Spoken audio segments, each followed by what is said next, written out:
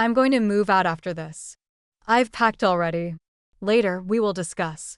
During what ought to have been the most exquisite part of our daughter's wedding ceremony, the words struck me like icy water. As Victoria went down the aisle wearing her grandmother's pearls, Douglas leaned close to my ear, his breath warm on my face, and he broke the heartbreaking news in the informal manner of someone talking about dinner arrangements. I'm Evelyn Sharp, and I'm 58. I've been Douglas Sharp's loyal wife for 30 years, running our Charleston, South Carolina, house as he established himself as a prosperous commercial real estate developer. Today was supposed to be the culmination of everything we'd worked toward together, watching our only daughter marry the love of her life in the garden behind our antebellum home, surrounded by 300 guests who'd come to celebrate this milestone with our family. I kept my face serene, my hands steady as they held my small bouquet of white roses. "Of course, dear," I whispered back, my voice carrying none of the shock racing through my veins. Douglas straightened his tie and turned his attention back to the ceremony, apparently satisfied that he'd delivered his bombshell without causing a scene. 3 rows behind us, I could see her Leah Morrison, his 28-year-old secretary, sitting primly in a navy dress that I now realized was far too expensive for someone earning her salary. She'd been with Bright Hollow Development for 2 years, and I'd always thought her professional and pleasant during the few times we'd met at company events. How naive I'd been. As Victoria and Thomas exchanged vows under the magnolia trees, speaking words about commitment and faithfulness that now felt like mockery, I maintained my composure. The photographer captured moment after moment, Douglas and me standing together, smiling proudly as our daughter promised to love and honor her new husband. To everyone watching, we looked like the picture of marital success, the kind of couple who'd weathered 3 decades together and emerged stronger. But something cold and calculating had already begun forming in my chest. Douglas had chosen this moment, our daughter's wedding day, to announce his betrayal. He'd waited until I was trapped in public, surrounded by family and friends, when any emotional reaction would ruin Victoria's perfect day. He thought he'd cornered me, forced me into silent acceptance of his decision. What Douglas didn't know was that I'd seen this coming months ago, and I'd been preparing. The signs had started appearing 6 months earlier, though I'd initially dismissed them as midlife restlessness. Douglas began working later, claiming urgent projects that required evening meetings. His phone, once carelessly left on kitchen counters, now stayed glued to his side. He'd upgraded his wardrobe without mentioning it, trading his comfortable khakis for tailored suits that made him look younger, more vibrant. Our relationship had never been passionate in the Hollywood sense, but it had been steady, comfortable. We'd built Bright Hollow Development together, though Douglas received all the public credit while I managed the financial side from behind the scenes. I'd sacrificed my own career aspirations as a certified public accountant to support his dreams, handling our investments, estate planning, and tax strategies while he charmed clients and closed deals. For 30 years, I'd been the perfect wife, hosting dinner parties for potential investors, managing our household staff, coordinating family vacations, and ensuring Douglas never had to worry about mundane details like bill payments or insurance renewals. I'd raised Victoria while he traveled, celebrated his successes while downplaying my own contributions, and maintained our social calendar with military precision. But something had shifted after Victoria's engagement announcement last year. Douglas became distant, distracted. He'd stare at his phone during dinner, claiming to read industry news when I could see the reflection of text messages in his wine glass. He stopped mentioning Leah by name when discussing office matters, referring to her only as my assistant with a careful neutrality that immediately raised my suspicions. 3 months ago, I decided to conduct my own investigation. It started small, checking our joint credit card statements more carefully, noting charges at restaurants I'd never been to, boutiques that sold women's clothing in sizes much smaller than mine. I discovered a second cell phone bill, paid from an account I'd never seen before. When Douglas claimed he was attending a real estate conference in Atlanta, I confirmed the event had been canceled 2 months earlier. That's when I hired Catherine Webb, a private investigator recommended by my longtime attorney, Harrison Phillips. Catherine was thorough and discreet, providing me with photographs, financial records, and a timeline that painted a clear picture of Douglas's affair. Leah Morrison wasn't just his secretary, she was his mistress, his confidant, and apparently his planned future. The apartment lease Catherine uncovered was particularly revealing. Douglas had signed a year-long contract for a luxury condo downtown, listing himself and Leah as occupants. The security deposit had come from a business account he'd opened without my knowledge, funded by money he'd systematically transferred from our joint investments. As I watched Victoria dance with Thomas during their reception, twirling in circles of ivory silk while guests applauded, I felt a strange sense of clarity. Douglas had underestimated me completely. He saw me as the passive wife who'd always accommodated his needs, who'd never question his decisions or challenge his authority. He had no idea what I was capable of when properly motivated.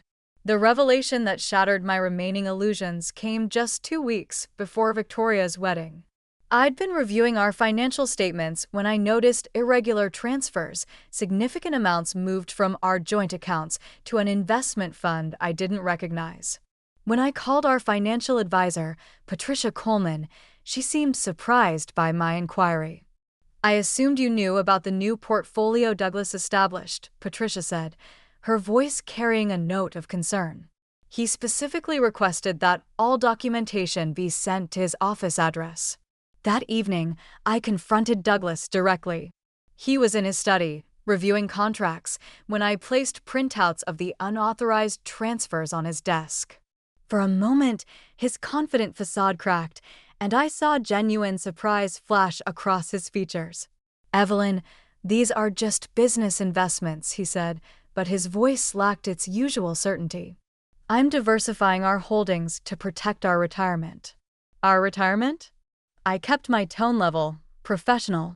"These transfers are going to accounts with only your name attached, and according to Patricia, you've instructed that I be excluded from all communications regarding these investments." Douglas stood up, moving to the window that overlooked our garden. "You've always trusted me to handle the financial decisions. Why are you questioning me now?" "Because this isn't handling finances. This is hiding assets." I watched his shoulders tense as the truth settled between us. "I know about Leah, Douglas. I know about the apartment, the secret phone, all of it." He turned around slowly, and for the first time in our marriage, I saw him as a stranger. The man I'd loved and supported for 3 decades looked at me with calculation rather than affection, measuring how much damage control he'd need to manage. "What do you want?" he asked quietly.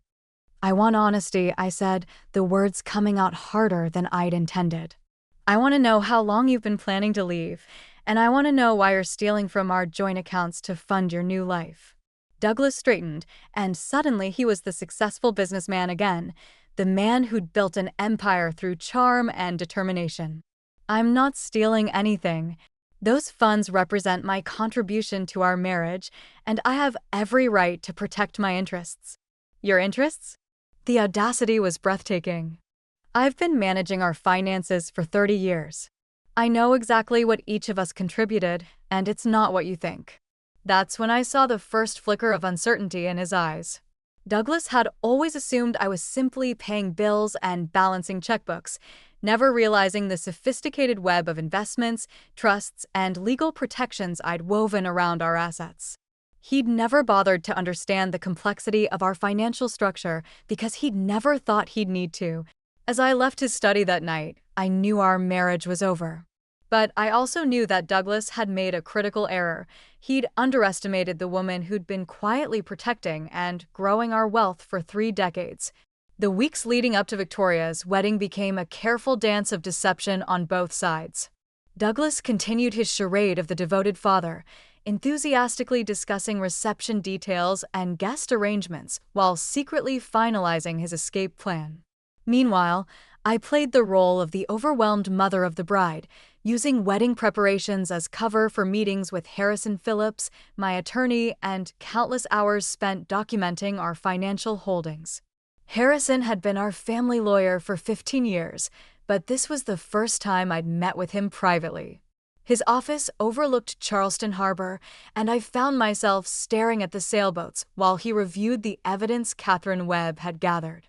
Evelyn, what Douglas has done constitutes marital misconduct under South Carolina law, Harrison said, spreading photographs and financial documents across his mahogany desk.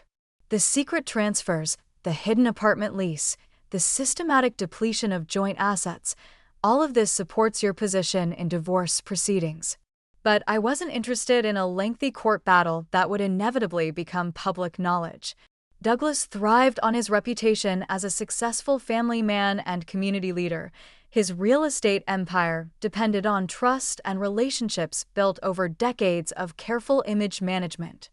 I don't want to destroy him publicly, I told Harrison. I want him to destroy himself. That's when we developed what Harrison privately called the surgical approach. Instead of fighting Douglas's asset transfers, we'd let him continue, making them while ensuring he was actually transferring money he no longer legally owned. The key was restructuring our holdings before he realized what was happening. Over the next 10 days, I signed papers that moved the majority of our assets into irrevocable trusts, protected investment accounts, and legal entities that Douglas couldn't access without my explicit consent. Our family home, the vacation house on Kiowa Island, the investment properties that generated our rental income. Everything was quietly shifted into structures that protected my interests while leaving Douglas's recent transfers as evidence of attempted fraud. The most satisfying discovery came when Catherine uncovered the full extent of Douglas's financial planning. He'd been methodically moving money for months, believing he was securing his future with Leah. What he didn't realize was that most of the accounts he'd been funding were connected to assets I'd already protected through legal restructuring. Your husband has essentially been stealing his own money and giving it to his mistress, Catherine explained with professional satisfaction. When the divorce proceedings begin, those transfers will be viewed as dissipation of marital assets, which means he'll be required to be forced to reimburse the marital estate. Douglas's confidence during those final preparations before the wedding was almost amusing. He'd arrive home from his secret meetings with Leah looking pleased with himself, probably imagining how smoothly his transition would proceed. He'd established a new life, secured his finances secured, and timed his announcement to minimize my ability to interfere. At Victoria's rehearsal dinner, I watched him give a heartfelt speech about love, commitment, and the importance of family. He spoke eloquently about the marriage he and I had, praising my dedication and our reputation while guests applauded his apparent devotion. Later, I saw him check his phone repeatedly, probably coordinating final arrangements with Leah about their post-wedding plans. The irony was exquisite. Douglas was celebrating his own destruction while believing he was orchestrating his liberation. 2 days before the wedding, I made my final preparations. In a safety deposit box downtown, I placed copies of all financial documents, evidence of Douglas's affair, and a detailed timeline of his asset transfers. I also deposited the divorce papers Harrison had prepared, along with a comprehensive asset list that would shock Douglas when he finally understood the scope of his miscalculation. On the morning of Victoria's wedding, I woke up before dawn and reviewed everything one final time. In a few hours, Douglas would deliver his carefully planned announcement, believing he held all the cards. He had no idea that I'd been preparing for this moment for months, that every move he'd made had been anticipated and countered. The wedding ceremony proceeded flawlessly despite Douglas's devastating whisper. Victoria looked radiant as she promised to love Thomas through every challenge life might bring them. Their words carried promise, carrying weight that felt almost prophetic given the drama unfolding in the front row. I maintained my composure throughout the service, smiling at appropriate moments and dabbing my eyes with a handkerchief when Victoria's voice broke with emotion during her vows. After the ceremony, the photography session became a surreal exercise in pretense. Douglas and I posed together for family portraits, his arm around my waist, shoulders for as if nothing had changed between us. When the photographer requested a picture of just the parents, Douglas smiled warmly and pulled me closer, playing his role as the devoted husband. "Beautiful ceremony, lovely," Leah commented when she approached us during the cocktail hour, her voice carefully neutral. "It's Victoria looks absolutely stunning." "Thank you," I pleasantly replied, noting how Douglas's jaw tightened slightly when she spoke. "We're so proud of her." The three of us stood there for a moment, an awkward triangle of civility masking the explosive truth beneath us. Leah excused herself quickly, probably sensing the tension she couldn't quite identify. During dinner, it's Douglas's acceptance speech worthy of another performance worthy of an award. He stood to give the traditional father's speech, his voice strong and emotional as he spoke about watching Victoria grow up, about the pride he felt in for the woman she'd become. He thanked me publicly for being the heart of our family and the woman who made all of this possible. The applause was thunderous, and several guests approached me afterward to comment on what a wonderful marriage Douglas and I had, how lucky we Victoria was to have parents who clearly loved so adored each other after so many years. Each compliment felt like a small blade, but I smiled graciously and accepted their praise while planning my own. As the evening progressed, I noticed Douglas checking his watch repeatedly.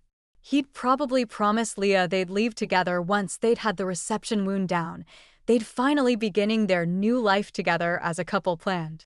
Every few minutes, his eyes would find her across the room, and I could see the anticipation building in their expression. The moment I'd been waiting for my moment came during the last dance, while Victoria and Thomas danced to their wedding song, surrounded by guests gathered to celebrate Semelina's love.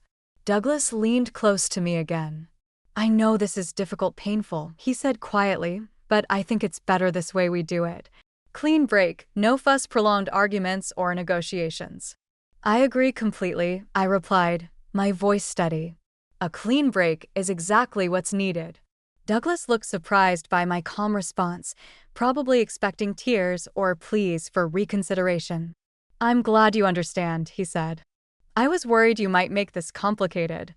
"Oh, Douglas," I said softly, quietly, turning to meet his eyes directly.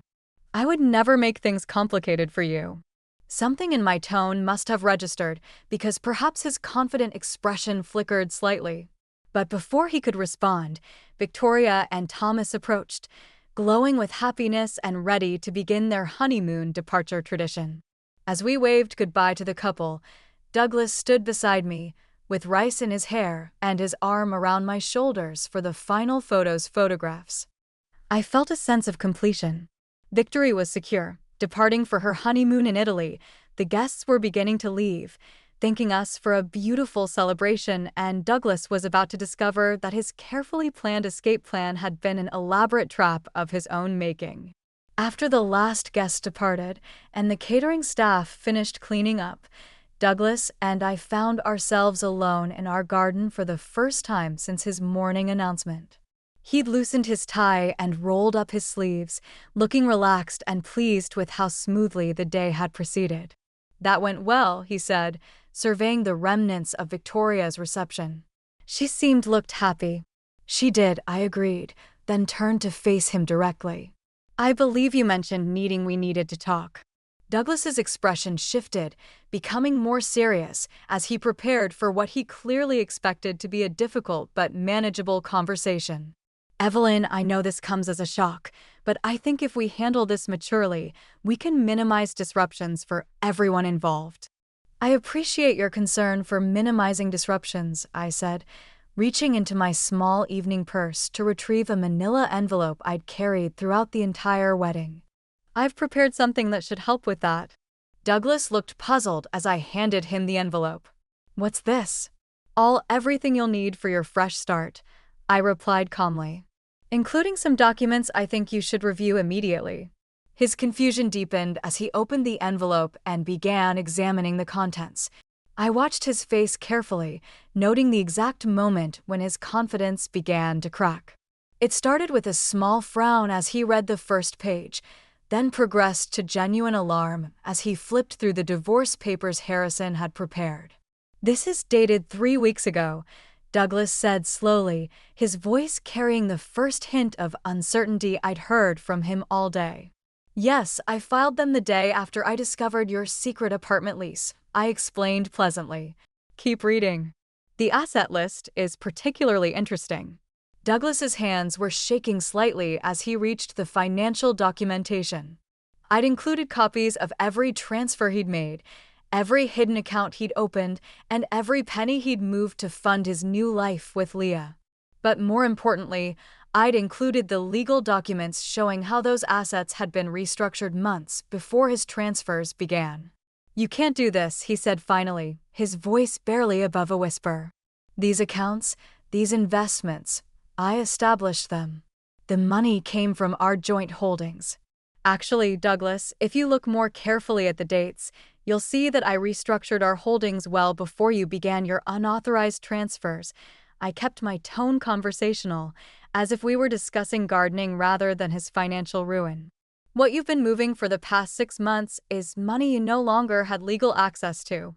The color was draining from his face as the implications sank in. The house, the business accounts, the investment properties, all protected through irrevocable trusts and legal entities that require my consent for any transactions. I watched him flip frantically through the papers, searching for some loophole or error he could exploit. "Your transfers to Leah's accounts constitute fraud under South Carolina law. Harrison has already filed the appropriate paperwork with the district attorney's office." Douglas looked up at me with an expression I'd never seen before, genuine fear mixed with dawning comprehension of how completely he'd been outmaneuvered. "How long have you known?" "Long enough to protect myself properly," I replied. "Long enough to ensure that your betrayal wouldn't destroy what I've spent 30 years building."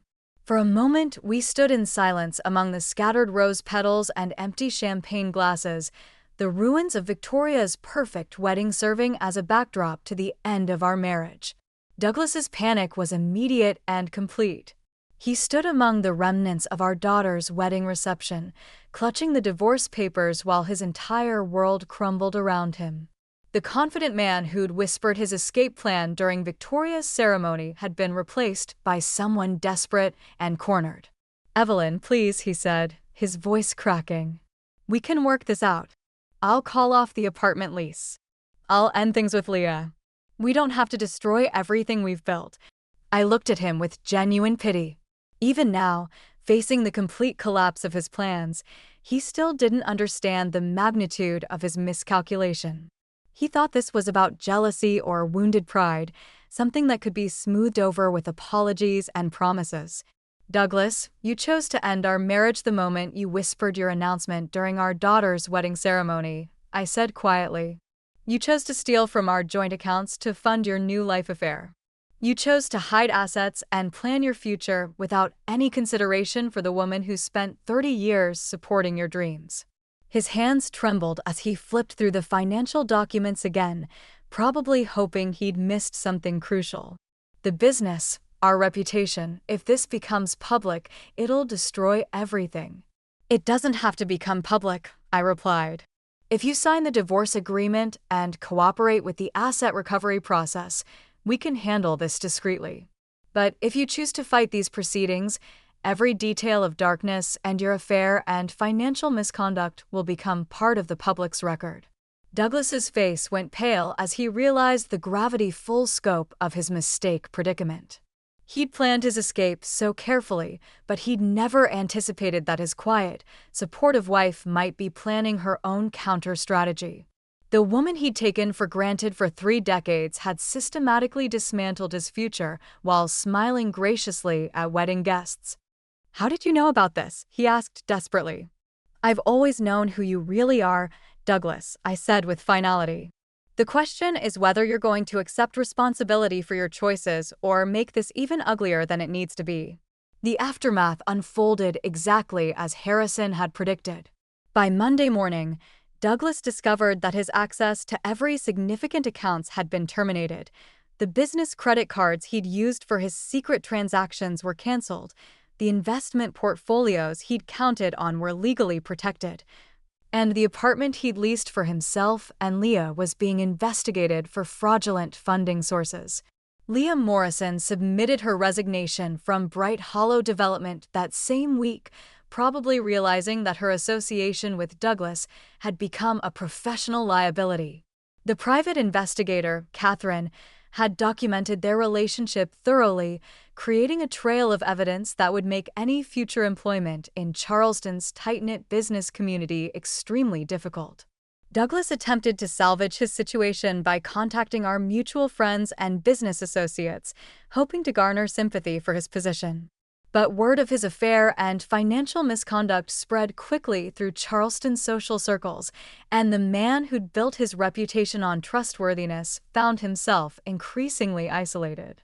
The fraud investigation Harrison had initiated proceeded methodically. Douglas's unauthorized transfers were easily documented, and his attempts to hide assets actually strengthened the case against him.